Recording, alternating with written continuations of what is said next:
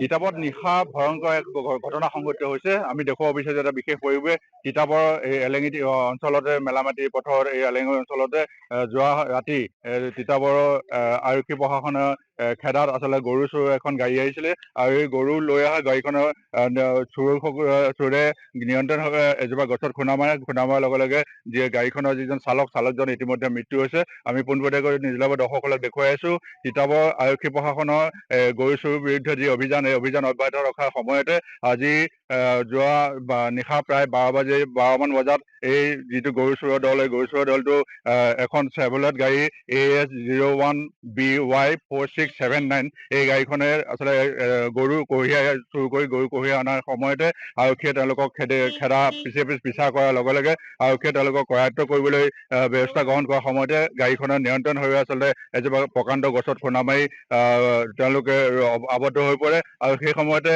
যিজন চালক তথা গৰু চোৰ, এই গৰু চোৰ ইতিমধ্যে মৃত্যু হৈছে আৰু আৰক্ষীয়ে ইতিমধ্যে গৰু চোৰৰ যিটো দল, এই দলটো কৰায়ত্ব কৰিছে। বাকীসকলক কৰায়ত্ব কৰা সমান্তৰালকৈ যি গৰু আহিছিলে, ইতিমধ্যে গৰুজনী আৰক্ষীয়ে নিজৰ জিম্মাত লৈছে। আমি পোনপটীয়াকৈ দেখুৱাইছো ইতিমধ্যে আৰক্ষী প্ৰশাসনে সমগ্ৰ পৰিস্থিতি নিয়ন্ত্ৰণ কৰি আচলতে গাড়ীখনৰ লগতে গৰু চোৰক ওপৰত যি ব্যৱস্থা গ্ৰহণ কৰিব বাবে যোৱা নিশা সংঘটিত হৈছে ভয়াৱহ ঘটনা তিতাবৰত। কি ক'ব আপুনি? গৰু চোৰ বহুত দিনৰ পৰা আমাৰ এইটো অঞ্চলত গৰু চোৰ এনেকে হৈ আছে। আৰক্ষী প্ৰশাসনে কি হেৰিয়া গোপন তথ্য আধাৰত পিছা কৰি আহিলে। তেওঁলোকে আহি পেলাই ইয়াত নিয়ন্ত্ৰণ হৈ অতি বেছি বেগত আছে, সেইকাৰণে আহি পেলাই গছত মাৰি পেলাই এজন মৃত্যু হৈছে।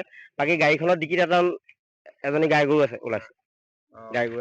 ইতিমধ্যে কোন দিশৰ পৰা আহিছিলে গাড়ীখন? গাড়ীখন এই চুঙি চাইডৰ পৰা, যোৰহাট চুঙি চাইডৰ পৰা আহিছিলে। ইতিমধ্যে গাড়ীৰ চালক তথা গৰু চোৰ এজন নিহত হৈ গাড়ীৰ ভিতৰত আবদ্ধ হৈ আছে কালি নিশাৰ পৰা।